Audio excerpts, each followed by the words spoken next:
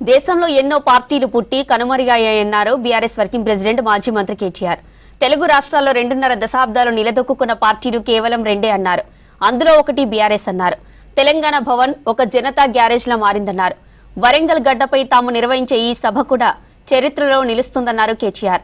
అయితే కాంగ్రెస్ సర్కార్లో కరెంటు మీద నమ్మకం పోయిందన్నారు. అందుకే ఈ సభ కోసం 200 జనరేటర్లు ఏర్పాటు చేసుకున్నామన్నారు కేటీఆర్.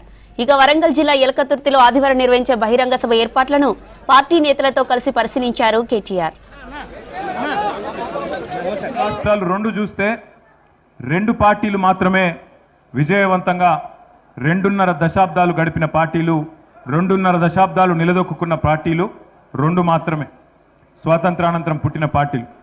అందులో మొదటిది ఎన్టీ రామారావు గారు స్థాపించిన తెలుగుదేశం పార్టీ అయితే, రెండవది మా నాయకుడు, మనందరి నాయకుడు పెద్దలు కేసీఆర్ గారి నాయకత్వంలో తెలంగాణ రాష్ట్ర సాధనే లక్ష్యంగా హిమాలయాల స్థాయికి తెలంగాణ అస్తిత్వాన్ని తీసుకొని పోయిన పార్టీ టీఆర్ఎస్ పార్టీ. ఈరోజు ప్రతిపక్ష పార్టీగా రాష్ట్రంలోని ఏ వర్గ ప్రజలకు ఏ కష్టం వచ్చినా అందరూ కూడా హైదరాబాద్లోని తెలంగాణ భవన్ వైపే పోతా ఉన్నారు. 24 ఏళ్లు నిండి 25వ సంవత్సరంలో అడుగు పెడుతున్న ఈ రజతోత్సవ వేడుకకు వరంగలే వేదిక కావడం మనందరికీ గర్వకారణం. మొత్తం ఈ 1250 ఎకరాల పైచిలుకు పార్కింగు మరియు సభా ప్రాంగణం ఏదైతే ఉందో దాని ఏర్పాట్లు వాహనంలో తిరుగుతూ కొంత, అదేవిధంగా పైన డయాస్ పైనుంచి కొంత పరిశీలించడం జరిగింది.